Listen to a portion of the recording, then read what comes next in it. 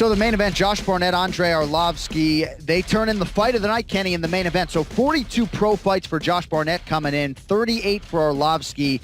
They had never faced each other before. Really, I thought an entertaining fight start to finish, but especially early. 3 knockdowns in the first 30 seconds or so. Actually looked like you might get that Josh Barnett by first round KO there for a second.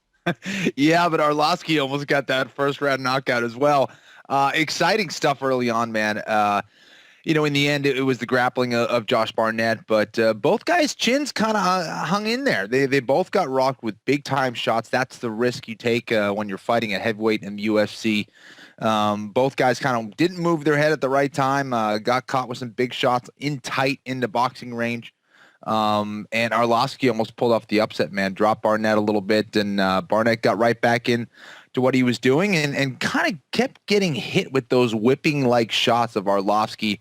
Eventually was able to get it to the mat and just dominated Andre. And I was a little surprised that Andre, but Josh Barnett, one of the best grapplers in the world, but still getting mounted as easily as he did. It seemed like he just didn't have much offense or defense off of his back at all.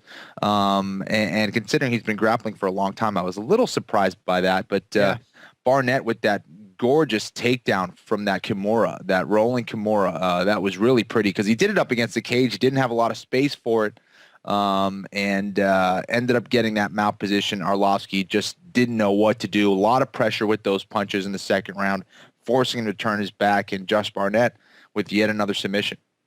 So Arlovski will presumably get another UFC fight. That would qualify as a must-win. He's lost 3 in a row. I think he's 37 years old. Josh Barnett all of a sudden is relevant again. He's won 2 of his last 3, 3-2 now in this return to the UFC, which dates to the Frank Mir fight in 2013. So Josh Barnett moves forward. Arlovski goes in the other direction.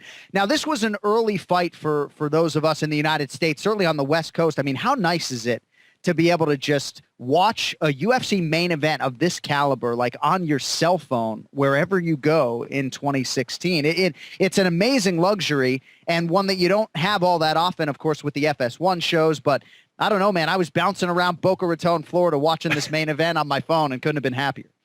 Or for me, that I was like, you know what, I'm going to go train from about 11 to about 2, and then I'm going to watch the fight. So I could watch it anywhere and anytime. It was great. I saw it a little bit later in the afternoon, and it was an entertaining card for sure. All right, we'll see what's next for Josh Barnett. As I mentioned, he's won 2 of his last 3, and if he did want to avenge those recent UFC losses, Ben Rothwell, Travis Brown, perhaps he gets one of those fights. Travis Brown, of course, fights this weekend. We'll get into his matchup, the rematch with Verdum, coming up shortly.